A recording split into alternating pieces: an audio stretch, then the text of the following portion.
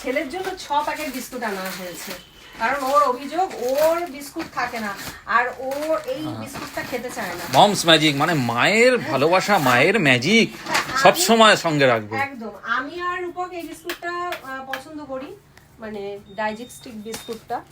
আর ছেলের জন্য এটা একদম যাতে কোনো অভিযোগ না করতে পারে 6 প্যাকেট রূপক অর্ডার দিয়ে দিয়েছে। আর এই যে দইটা, এই দইটা তোমরা এর আগেও দেখেছো, খুব ভালো একটা দই।